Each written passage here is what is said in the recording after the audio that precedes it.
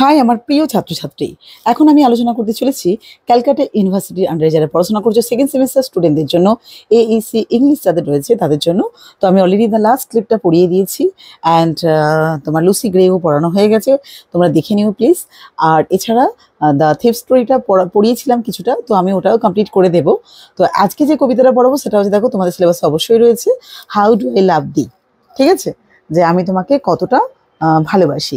তো এই কবিতাটা যিনি লিখেছেন এলিজাবেথ ব্যারেট ব্রাউনিং, তিনি একজন ভিক্টোরিয়ান যুগের একজন বিখ্যাত কবি। তো একটু বলে নিই কবিতাটা, ঠিক আছে, সম্বন্ধে, তাহলে তোমাদের একটু কবিতাটা বুঝতে তোমাদের সুবিধা হবে। দেখো, তো হাউ ডু আই লাভ দি এটা এলিজাবেথ ব্যারেট ব্রাউনিং এর লেখা একটা সনেট। তো এটা মানে 43 নম্বর সনেট, 43 সনেট। তো জানো যে 14টা লাইনের, তার মধ্যে আবার ডিফারেন্সেস তো রয়েইছে।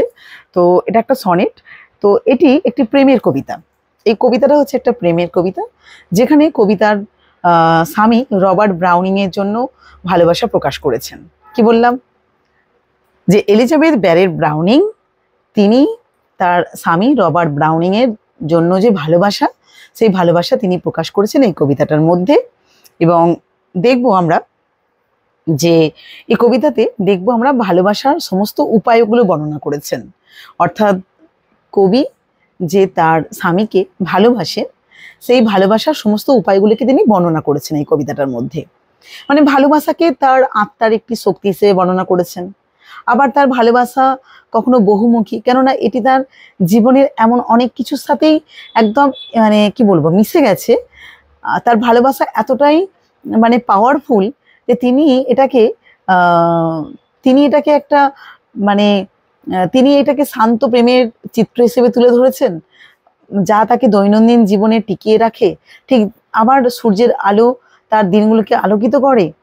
তারপরে তিনি তার ভালোবাসাকে মানব জাতির একটা অভিজ্ঞতার সাথেও তুলনা করেছেন, যে ভালোবাসাকে একটা মুক্ত, একটা বিশুদ্ধ, একটা শান্ত একটা চিত্র হিসেবে তুলে ধরেছেন। ঠিক যেমন ভদ্র মানুষেরা পুরস্কার বা প্রশংসার প্রত্যাশা ছাড়াই পৃথিবীতে ভালো কিছু কাজ করার চেষ্টা করে। মানে অনেক মানুষ আছে যারা কোনো রকম এক্সপেক্ট করে না, কিন্তু তারা কাজ করে যায়। ঠিক এরপরেই তিনি তার ভালোবাসাকে আবার তুলনা করেছেন কোনো শৈশবের আবেগের সাথে তুলনা করেছেন, যার মাধ্যমে তিনি তার অতীতের সমস্ত যে দুঃখ দিনগুলোকে তিনি ভুলে থাকেন। তো তিনি বলেছেন তার যতদিন তার শ্বাস প্রশ্বাস থাকবে, আনন্দ হাসি সবকিছুই তার স্বামীর ভালোবাসারই স্বরূপ হয়ে থাকবে। তো কবি এই বলে কবিতাটা একদম শেষ প্রান্তে আমরা দেখতে পাবো যে ঈশ্বর যদি তাকে অনুমতি দেয়, ভগবান যদি তাকে অনুমতি দেয়, তাহলে তার মৃত্যুর পরেও তার স্বামীকে আরো বেশি ভালোবাসবেন।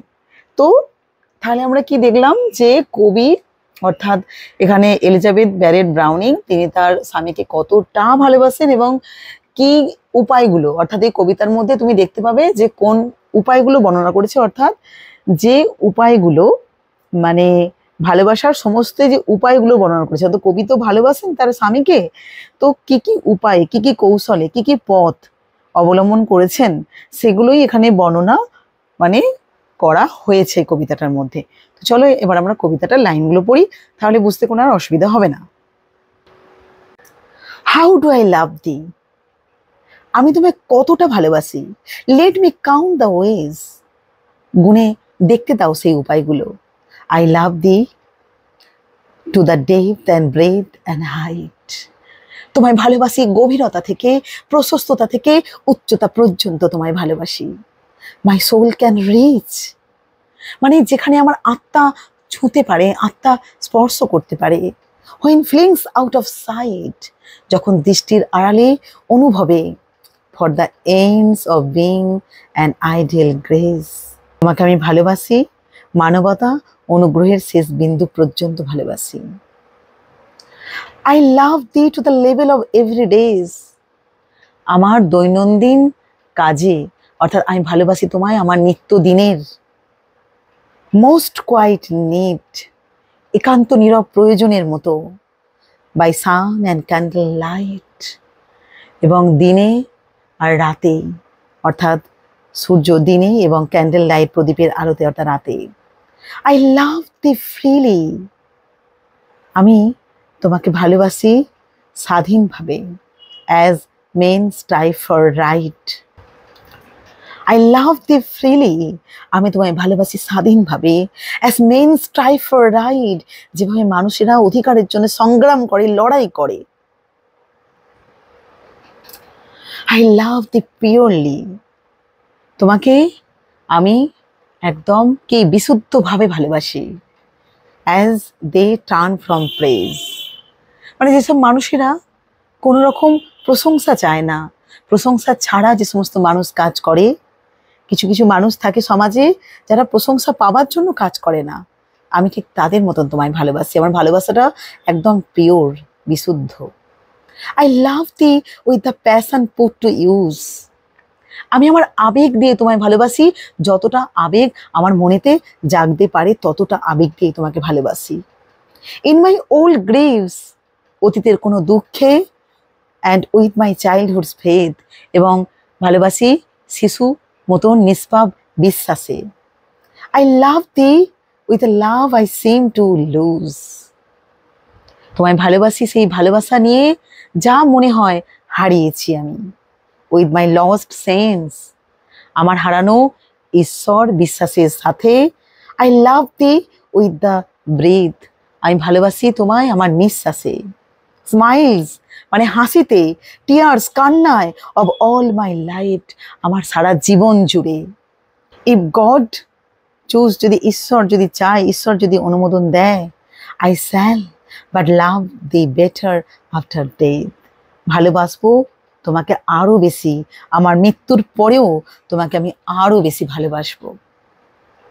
তো এভাবেই তো কবি তার স্বামীকে কতটা ভালোবাসেন সেই উপায়গুলোই এখানে বর্ণনা করেছেন। ঠিক আছে, তো দেখো, যদি এই ধরনের তোমাদের এমসিকিউ দেয়, ধরো এই হাউ ডু আই লাভ দি, এই কবিতাটি প্রথম পাবলিশড হয়েছে কত সালে, তাহলে উত্তর কত হবে জানো?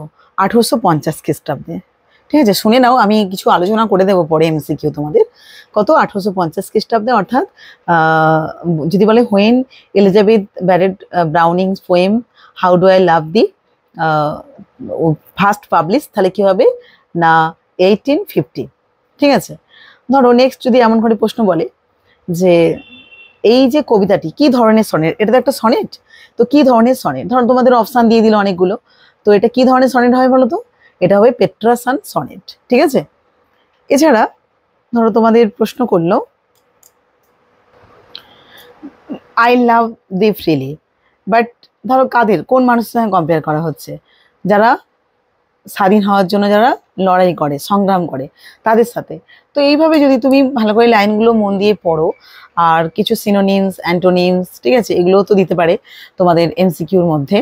তো ভালো করে তোমাদের প্র্যাকটিস করতে হবে এমসিকিউ, কিন্তু প্রত্যেকটা লাইন বাই লাইন তার অর্থগুলোকে ভালো করে বুঝতে হবে। তো আমি চেষ্টা করবো অবশ্যই তোমাদের সাথে এমসিকিউ আলোচনা করতে। তো টেক্সটগুলো যেমন পড়াচ্ছি, টেক্সটগুলোকে পড়িয়ে দিই, অবশ্যই তোমাদের সাথে আমি আলোচনা করব। ঠিক আছে, তো লাইক করো, কমেন্ট করো, শেয়ার করো, আর এখনও পর্যন্ত যারা আমার এই চ্যানেলটিকে সাবস্ক্রাইব করোনি তারা প্লিজ প্লিজ আমার এই চ্যানেলটিকে সাবস্ক্রাইব করো। ঠিক আছে, তোমরা প্লিজ আমাকে একটু মানে কি বলবো, এই মানে ভিডিওগুলো বানানোর জন্য একটু আমাকে প্রেরণা দাও। তোমাদের এই একটু পজিটিভ, একটু লাইক, কমেন্ট, শেয়ার, এগুলো কিন্তু আমার এই কাজকে আরও মানে তাড়াতাড়ি করার জন্য একটু আমাকে প্রেরণা দেবে।